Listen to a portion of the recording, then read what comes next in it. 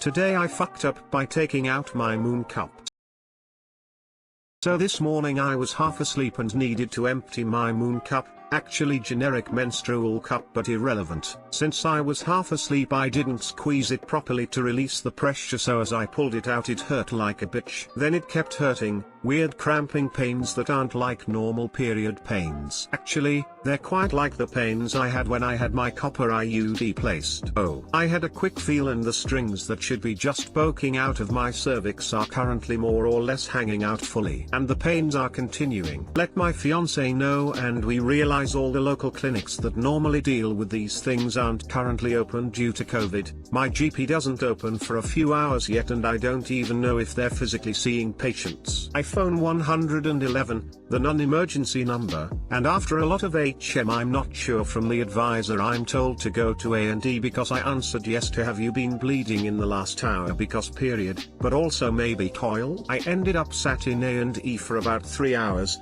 I was literally the only patient there, which was very strange. I got told I needed to be taken up to a ward to see a gyno, but I'd need a COVID test before I could go up. I don't know how many of you have had to test, but it sucks. My eyes were watering and my throat was raw and I was still in a decent amount of pain in my womb, so that was super fun. I got taken to the ward, given a mask and told to wait. After another hour I'm seen by a doctor who examines me and decides the coil needs to come out because it's nearly there anyway. So I'm lying there, stranger looking right up my vag. I'm on my period, which makes it that much worse, and I'm wearing a mask, which just adds another element tbh. The doctor tried to make small talk and asked what I did for a living. I told her and then, because fuck my brain I guess, asked how about you? Basically my morning started off great and I never want to do anything ever again. I'm still cramping like fuck because my body thinks it's trying to push a non-existent baby out and I'm still bleeding out of my vag. Too long didn't read.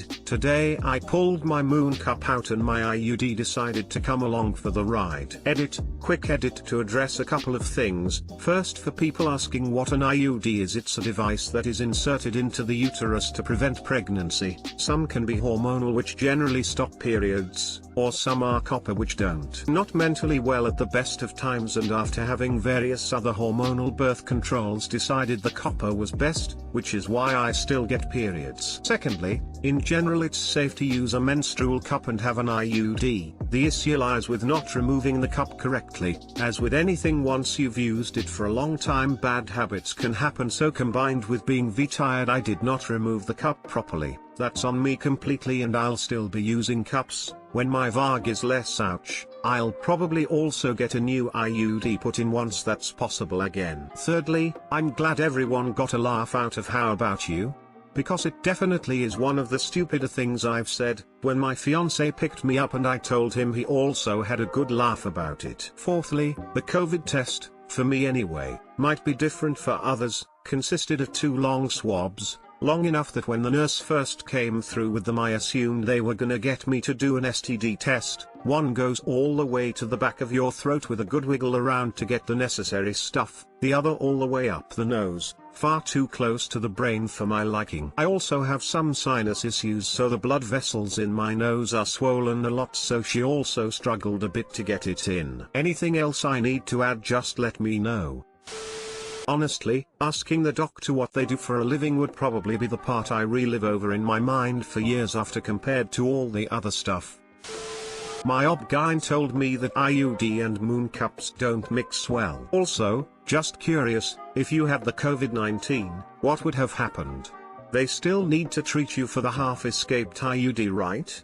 Wow. This comment blew up. My ob-gyn specifically told me that tampons do nothing to an IUD in terms of interfering with its position, but that there is a chance that moon cups, when incorrectly used, can dislodge it. I guess he might have seen patients come in huge pain and a half-dislodged IUD. I am no expert, but I'm just too much of a chicken to risk that pain. See for reference the op. I try to compensate my carbon footprint in a different way. Also, thanks to Mirena, I'm virtually period-free anyway. If COVID-19 positive, they would isolate her and treat both. I told her and then, because fuck my brain I guess, asked how about you? Oh, I'm just a cleaner, but thought I'd give this a go on my break. Yeah, it's highly recommended that you don't use a menstrual cup when you have an IUD. Doctors for some reason never tell their patients to. I had to look it up. It's ridiculous what they don't warn you about after IUD. I got mine put in and they were like, "Okay, bye." Immediately after. Was in pain at home, so I took a bath. While in the bath googling about my IUD, I read that I shouldn't take baths for 6 weeks after insertion. Luckily I was fine, but I also used to use a menstrual cup, have since switched to period underwear. BC, this story is my worst nightmare. I had Marina fall out without me knowing. I started bleeding and feeling pain and I was like, WTF, maybe my Marina has moved. Turns out I didn't have a Marina anymore and I was just experiencing normal period pain. I just sort of forgot what that was like because I had my Marina for 2 years. Also turns out I was having unprotected sex for months. And then I got the added embarrassment of, wow, I've never seen one fall out before without a person knowing, so I felt like I have this giant gaping maw of a vagina. Being a woman is awesome.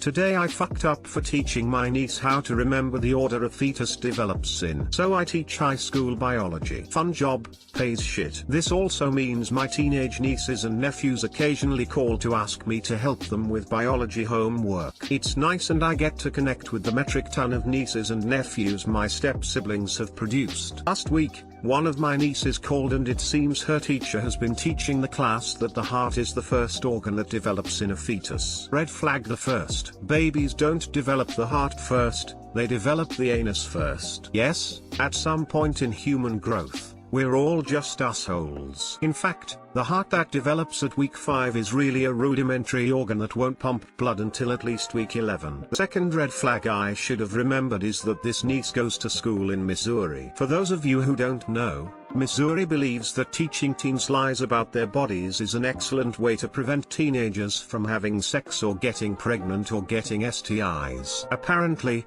this whole the heart is the first thing to develop lie is there to try and get them to not have abortions when some of these teens inevitably get pregnant because of this lack of schooling. My niece and I spent about an hour on the phone with me correcting everything she was being told in school. Other things she's been taught include, STIs cannot infect a married couple, only those who have sex outside of marriage. More teens are getting pregnant now than in the past because of birth control. This is some weird logic. When you have an abortion, you can't get pregnant again because they roll a spiky ball around your uterus and it destroys your fertility. Birth control doesn't work, and condoms are useless. If you have sex as a girl, you're like a chewed up wad of gum. Please note that this one really screwed my niece up because she was molested as a child. So how did I fuck up by giving her accurate information? I forgot to tell her not to tell her teacher she knew the facts, and keep pretending her teacher knew what she was talking about. She came out with all of this in class, and apparently she now has detention for a full week. My stepsister and Bill are thinking of homeschooling. Too long didn't read,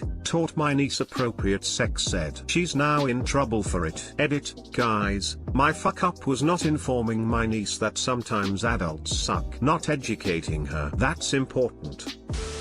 If my kid got detention for that, I'd have a word with that school. WTF. Yeah, my stepsister and Bill are thinking of homeschooling.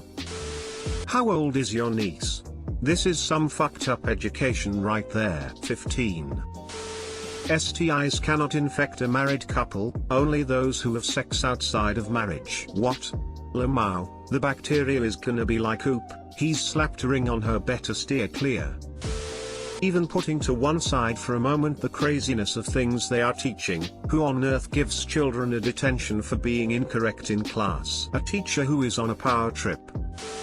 A friend of mine has a whole bunch of siblings, all of whom range from 20 to 7 years older than her. One of her older sisters is a teacher. This is about 30 or so years ago in Ireland, where all schools were Catholic schools, most were single-sex and most teachers were nuns. Her sister, who was the only non-nun her particular school, used to choose a day towards the end of the school year, with her final year students. She'd lock the doors, draw the curtains, and basically tell them since they were heading into college they needed all the facts, and would give them a sex ed lesson.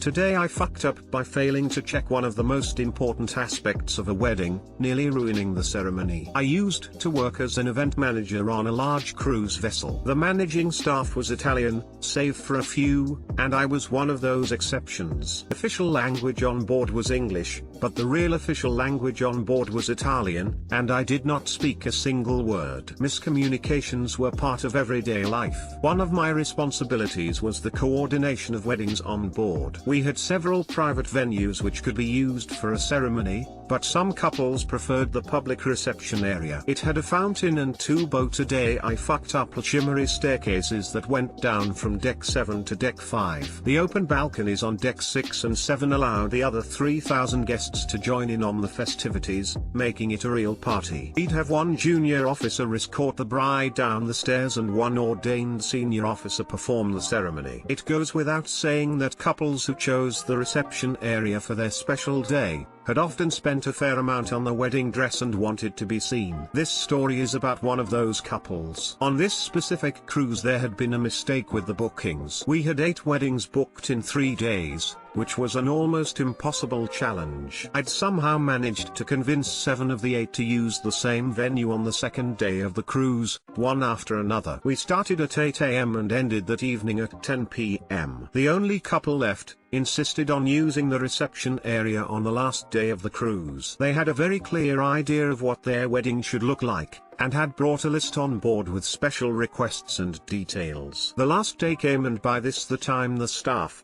including the officers and me, were tired. Tired people are prone to making mistakes, which was definitely not convenient for a wedding like this one. So I was running around double-checking every detail. The ceremony was scheduled to take place at 9 PM and by 8 PM everything had been smooth sailing, until I received a phone call. It was the bride, in tears, begging me for help. The back zipper of her boat a day I fucked up, puffy, strapless dress had broken, and because of all the pulling the dress had also ripped. There was a gigantic hole in the area of her derriere. I grabbed 2 tiny emergency sewing kits and some duct tape and ran to the rescue. Me and the mother of the bride put the boat a day I fucked up, but sizable, bride face forward onto the bed, and as her mother was holding the dress together, I sewed it shut, trapping the bride into her dress. We secured it with some duct tape, decorated the veil over it, and voila, disaster averted. Never in my life have I seen a bride more happy and grateful. By the time we finished I had only 10 minutes left to get to the venue,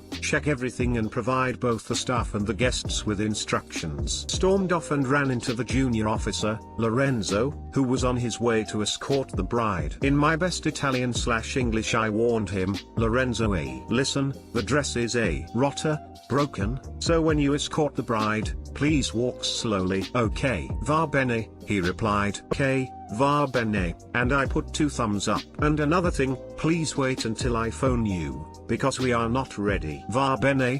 Va bene.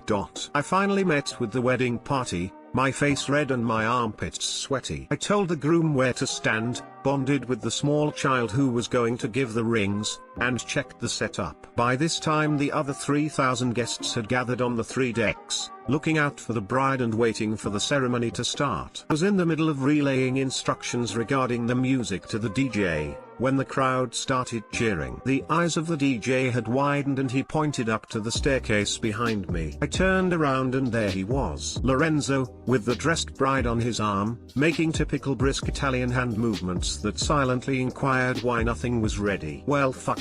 I urged the DJ to start playing the music, dragged the groom into place, picked up the kid with the rings and dropped him next to me at the beginning of the wedding aisle. With 3,000 faces staring at us, Lorenzo started walking down the staircase, slowly. At least he'd understood that part of my instructions. And when he handed the still-dressed bride to her soon-to-be husband, I let out a sigh of relief. Everything was okay. I straightened my uniform. The couple started walking down the aisle and the DJ switched to the correct song. All good. With 6 steps left to the end of the aisle, the groom gave me a look of confusion. I instantly panicked and quickly went over the checklist in my head. Perhaps with all the stress and tiredness I'd forgotten something, but all their specific requests were honored. What was he confused about? and then I looked aside. Behind the wedding podium was nothing. The ordained senior officer, who was supposed to perform the ceremony, was missing. I hadn't checked his presence. Looked at Lorenzo, whose eyes nearly popped out of his head. He took out his phone, but I thought to myself, he will never be here on time, it's too late. 4 steps left. So, with a red but straight face, I took a step aside and picked up the microphone. I signaled the DJ, whose eyes were possibly even larger than those of the junior officer, to lower the music. Then, with 3,000 faces looking back at me, I scraped my throat and in my best wannabe ordained voice, I began, "We have all gathered here today." Now at this point it might be relevant to mention that I have severe stage fright, but I knew that if anyone would notice that this was not the normal course of events, this couple's wedding would be ruined. I tried to keep my cool. When I said senior officer, pronounce you. All I could think was I am in so much shit, but my voice did not tremble when I pronounced them husband and wife. And they were so happy. Of course, afterwards I had to report to the director. I could hear my own heartbeat and didn't know where to start. In my best Italian English I made an attempt at an explanation. Capo, something happened. I married the wedding couple. Director looked up from his desk, and asked Luciano. Was not there? Luciano was the senior officer. No. He continued, and the couple? Happy? Felice CC, Felice. He paused, for what felt like a small eternity, before he said va bene. I put my thumbs up. Va bene. Too long didn't read. I failed to check one of the most important details of a wedding I was coordinating, the presence of the officiant. I started without him, almost ruining a couple's wedding. I then performed the marriage myself, illegally, because I am not ordained. So were they legally married, or did they need to redo vows to make it legal? Couldn't tell from the story if your position made it legal. Surely there's paperwork to be signed to make it legal. As long as OP didn't sign anything in lieu of someone who had to, or forgot to tell them they had to, then it's not on OP if the couple ends up legally married or not. Maybe they had to have a private 5 minutes meeting with the ordained person later, but the rest of the guests don't need to know about it. Is it just me, or does it seem like someone with the title senior officer should be responsible for his own calendar and show up when and where he is supposed to be? If there were weddings going on, there should have been a schedule that he could look at and show up without a personal invitation. I agree 100%, and he should have been there 15 minutes before the start of the wedding. But he'd done 7 in a row the previous day, and apparently he'd gotten a bit fed up. People with a senior officer title can get a bit cocky. In addition, as one of the few non-Italians on board, my position wasn't exactly strong when it came to politics and power struggles. If this had gone wrong, I would have been blamed. Today I fucked up by totally saving an expensive marriage ceremony from being ruined and smoothly marrying a couple without trembling my voice or fucking up the process at all. Some fuck up. I lived in Rome for 3 years, and you, sir, have portrayed the most underrated Italian thing ever. Va bene. You only missed the coffee at the end. Man, I hated how Italians handled crisis. Oh, we need to switch sides. Van bene. Oh, you didn't fuck up. You did a splendid job rescuing this couple's perfect wedding day. Few would know where to even begin the moment the dress broke. Bravo.